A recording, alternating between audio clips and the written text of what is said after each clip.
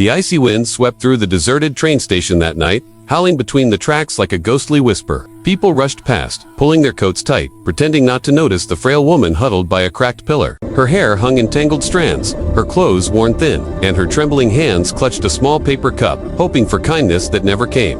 Daniel almost walked past her too. Almost, but when the flickering light above caught her face, he froze. That face. His heart skipped. It couldn't be. The woman sitting there wasn't a stranger. It was Emma, the woman who once looked him in the eye, laughed at his proposal, and vanished from his life without a trace. Why? Why is she here like this? Daniel whispered under his breath. Before we uncover this unbelievable twist of fate, don't forget to like this video and subscribe. 2 kindness stories, because what comes next will remind you that life has a strange way of turning tables when we least expect it. The station that night was nearly empty. The echo of hurried footsteps bounced off the cold tiles, mingling with the distant hum of trains. Daniel was there on business, his mind buried in deadlines and figures. But all of that disappeared the moment he saw her. 7 years ago, Emma had walked away, saying she could never marry a man with no future. Back then, Daniel was young and broke, working 2 jobs to care for his sick mother. He had nothing but love, loyalty, and dreams to offer, but she wanted more. A faster life, a wealthier man, and now, here she was,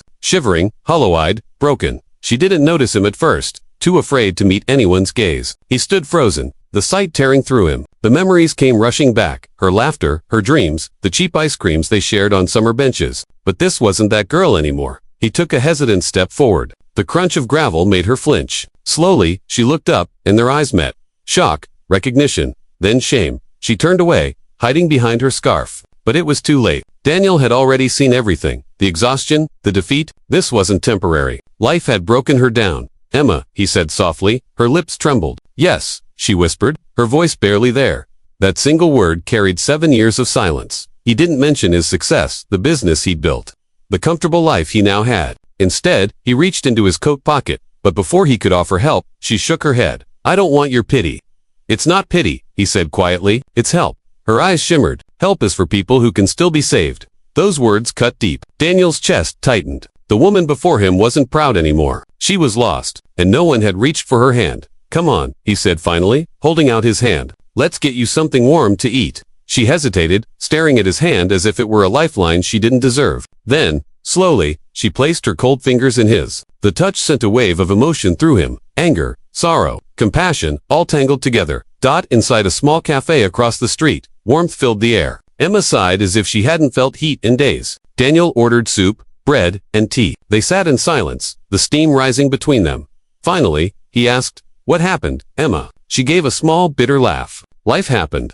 And then, after a pause, her story spilled out.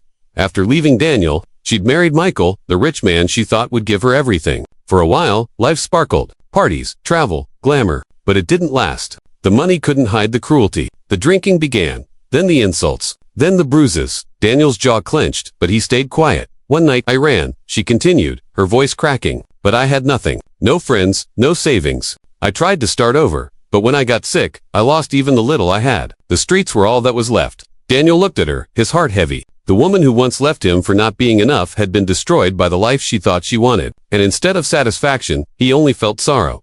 You didn't deserve that, he said softly. She smiled faintly. Maybe I did. I hurt you, Daniel. I was selfish. He shook his head. No one deserves to be left behind when they're at their lowest.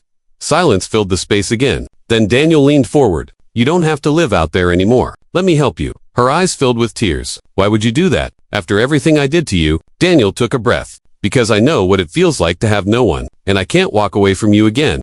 For a moment, she said nothing. Then, slowly, her expression softened. A flicker of hope appeared where none had been for years. As they stepped outside, snow began to fall. Soft, white, peaceful. Daniel wrapped his scarf around her shoulders. For the first time in years, Emma didn't feel the cold bite of loneliness. The next morning, Daniel took her to a small guest apartment he kept. She looked around, clean sheets, a heater, a real bed, and whispered, "This is too much." "It's not," Daniel said. "You deserve a second chance."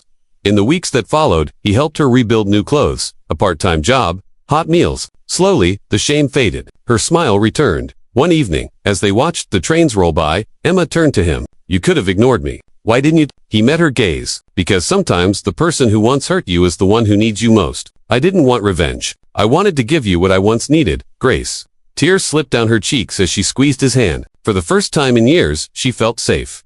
If this story touched your heart, Don't forget to like the video and subscribe because every share, every view, and every subscriber helps us spread one more act of compassion into the world.